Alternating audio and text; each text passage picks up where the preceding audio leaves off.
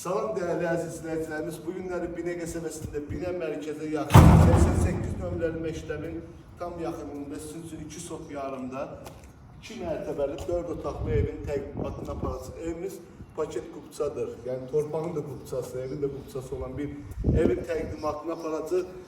Bank yolundan da ev alabilirsiniz. Yani kupça yararlıdır hipotekaya.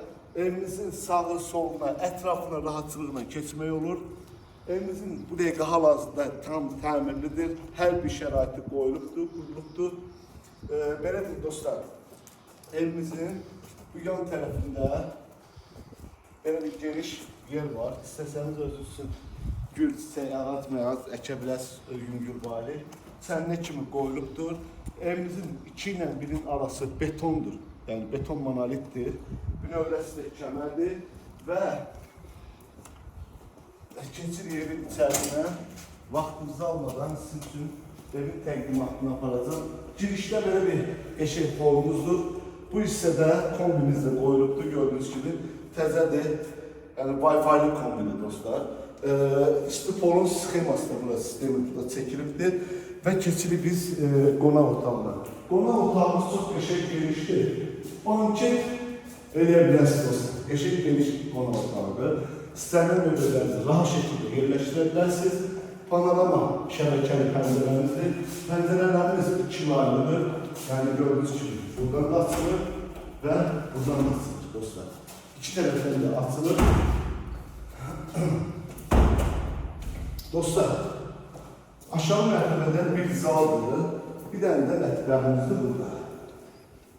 İstipoldur. Birinci mərtəbəmiz bütün istipoldur. Mətbəximiz də genişdir. Yəni çox hoşuma gəlir. Qəşəng evdir, çox keyfiyyətlə biçilmiş bir evdir. Burada bizim sanitar və sanuzel qovşağımızdır. Aksesuarlarına kimi qoyulubdur. Bir şey ki moydadır da qoyulubdur. Keyfiyyətlə, yəni unitazından tutmuş, umaniqindən tutmuş hər bir şeyi keyfiyyətlə iş gedir burada və keyfiyyətli materiallarla istifadə edilir. Qalxırıq 2-ci mərtəbəyə və ya dediyim kimi 1 ilə 2'nin arası beton monolitdir. Burada da bizim böyle bir kolumuz var, koridor. Burada qəşəng istip oldu. 2-ci mərtəbədə istip oldu. Sistemin burada yığılıbdır. Bu balkona çıxışda belə rahat özün üçün balkonunda 2-ci mərtəbədə otur. Çay ya kofe bir iç, rahat dincəl.